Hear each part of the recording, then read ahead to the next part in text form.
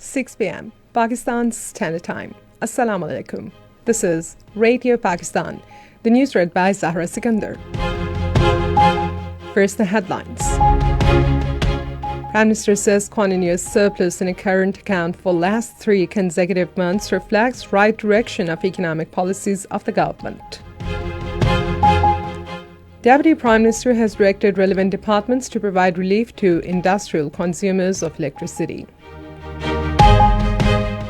Accountability Court has handed down 14 years imprisonment to PTI founder in £190 million Al-Qadir Trust case. Ministry of Religious Affairs is starting mandatory training for intended Hajj pilgrims on a government scheme from tomorrow. Israeli forces in their continued strikes have martyred 110 Palestinians since ceasefire announcement. And on the first day of first cricket test of 2 match series against West Indies at Bulletin, Pakistan were 143 runs for 4 wickets at stumps today.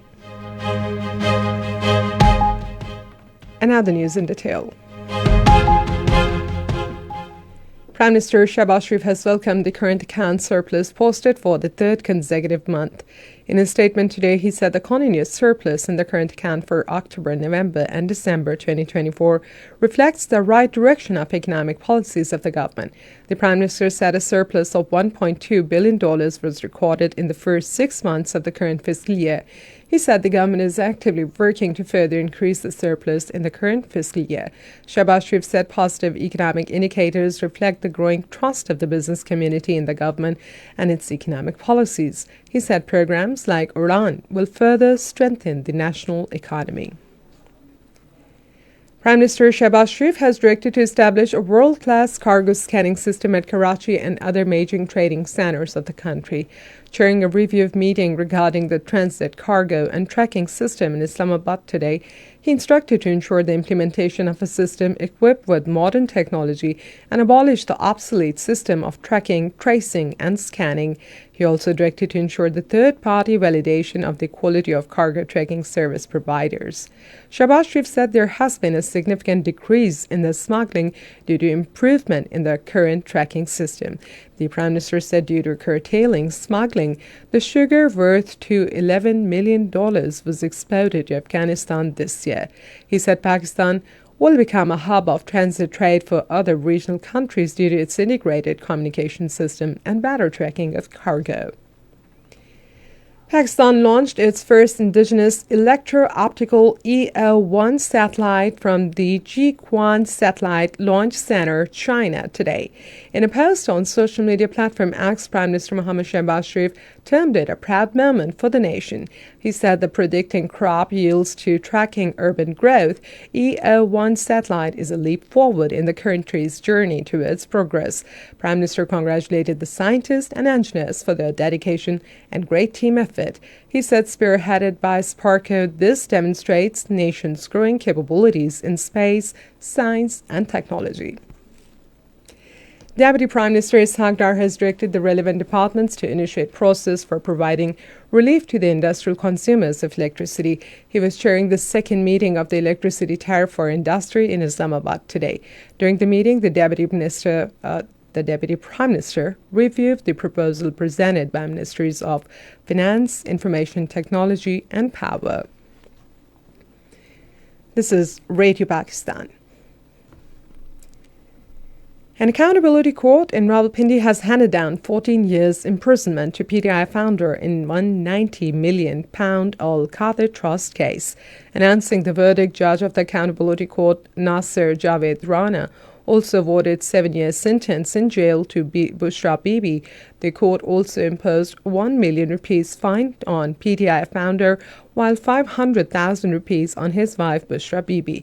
The court ordered to take Al-Qadir University into official custody.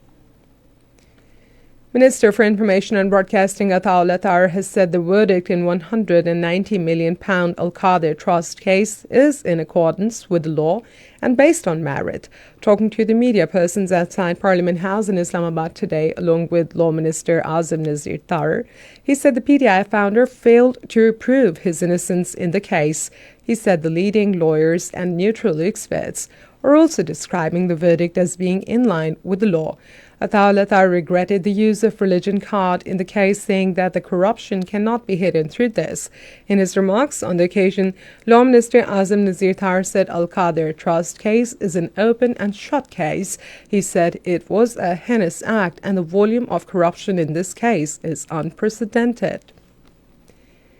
Planning Minister Ahsan Iqbal has said that country's today's judgment proves PTI founder Imran Khan as a certified corrupt politician. Addressing a news conference in Islamabad this afternoon, he said the PTI founder stole an amount of £190 million, which was actually given to the government of Pakistan by the UK's National Crime Agency.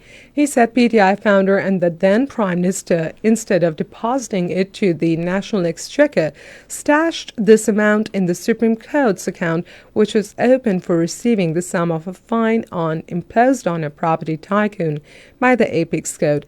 Ahsan Iqbal urged the youth and other people who supported the PTI founder in a bid to build a new Pakistan to join hands with the PMLN in making the country a modern economy of the 21st century.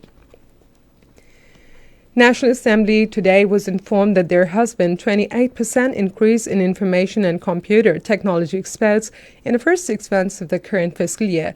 Minister of State for Information Technology Shahzad Fatma Khwaja told the House during question hour that this increase in experts is directly proportional to increase of internet usage and speed in the country. She pointed out that VPNs and WhatsApp are fully functional. She mentioned that comprehensive efforts are underway to bring considerable improvement in overall internet experience. The House has now been adjourned to meet again on Monday at 5 p.m. The Ministry of Religious Affairs is starting mandatory training for intended Hajj pilgrims under government scheme from tomorrow.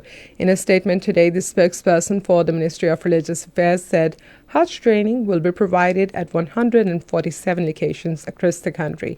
He said the first session of the training workshop will be held in Peshawar tomorrow. The spokesperson said that attendance of Hajj pilgrims will be ensured through QR code in Pak Hajj mobile app. He said that overseas Pakistanis will receive training from their respective Hajj camps prior to the Hajj journey. UAE has confirmed rollover of its 2 deposits of $1 billion each placed with State Bank of Pakistan for another 1 year. The central bank said the deposits were maturing this month. Israeli forces in their relentless strikes have martyred over 110 Palestinian ceasefire announcement. According to media reports, Israel's cabinet is expected to convene a meeting today to approve the Gaza ceasefire agreement. More than 46,000 Palestinians have been martyred in genocidal attacks of Israel on Gaza since October 7, 2023. Indian forces have killed 12 tribal community men in disputed Chhattisgarh state of India. According to Kashmir Media Service, the Indian troops killed the men during a coordinated search operation in the forest of South Bijapur district. The Indian police officials in a statement claimed that 12 Naxalites were killed while the search operation is still ongoing in the area. On the first day of first cricket test of 2-match series against West Indies at Multan, Pakistan were 143 runs for loss of 4 wickets at Stones today. Earlier, Pakistan won the toss and elected to bat. And finally, the weather. Mainly cold and dry weather is expected in most parts of the country, while very cold in hilly areas during the next 12 hours. Moderate to dense fog is likely to persist in most districts of Punjab, Upper Sindh, and plain areas of Khyber Pakhtunkhwa. And with this, we have come to repeat some of the headlines. Prime Minister says continuous surplus in current account for last 3 months reflects right direction of economic policies of the government. Deputy Prime Minister has directed relevant departments to provide relief to industrial consumers of electricity. A Accountability Court has handed down 14 years imprisonment to PTI founder in £190 million Al-Qadir Trust case. Ministry of Religious Affairs is starting mandatory training for intended Hajj pilgrims under government scheme from tomorrow. And Israeli forces in their continued strikes have martyred 110 Palestinians since ceasefire announcement.